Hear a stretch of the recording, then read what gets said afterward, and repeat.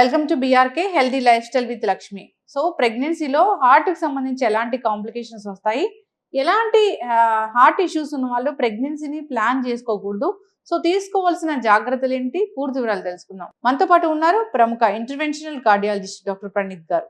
Doctor గారు నమస్తే అండి. నమస్తే అండి.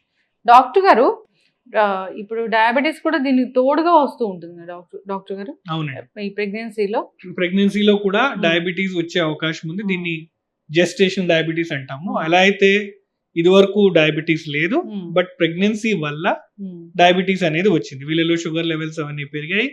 సో అగైన్ ప్రెగ్నెన్సీ టర్మినేట్ అయిపోయిన తర్వాత ప్రెగ్నెన్సీ కంప్లీట్ అయిపోయిన తర్వాత ఈ డయాబెటీస్ కూడా వెళ్ళిపోతుంది. ఆ ఎలివేటెడ్ అయినంత వరకు ఆర్ ప్రెగ్నెన్సీ డ్యూరేషన్ వరకు మందులు వాడి షుగర్ లెవెల్స్ ని కంట్రోల్లో పెట్టుకుని మదర్ అండ్ చైల్డ్ హెల్త్ ని మనం ప్రొటెక్ట్ చేయాల్సిన అవసరం ఉంది. డయాబెటీస్ కూడా డేంజరే. డయాబెటీస్ వల్ల కూడా again both mother and child health మీద దాని ప్రభావం కనిపిస్తుంది. బేబీ గ్రోత్ ఎఫెక్ట్ అవుతుంది. లార్జ్ బాడీ సర్ఫేస్ ఏరియాతో పుట్టే బేబీస్ ఫామ్ అవుతారంటాము. ఫ్లూయిడ్ సరిగ్గా ఫామ్ అవ్వకపోవచ్చు. సో ఇతర ఇష్యూస్ ఉంటాయి. మదర్ హెల్త్ మీద కూడా దాని ప్రభావం ఉంటుంది, అలాగే చైల్డ్ హెల్త్ మీద కూడా ఉంటుంది. సో ఇవన్నీ రికగ్నిషన్ అండ్ ప్రాపర్ కంట్రోల్ చేయడం ద్వారా ఇవేమి ఇబ్బంది పెట్టకుండా మనం కంట్రోల్ చేయొచ్చు. ధన్యవాదాలు డాక్టర్ గారు.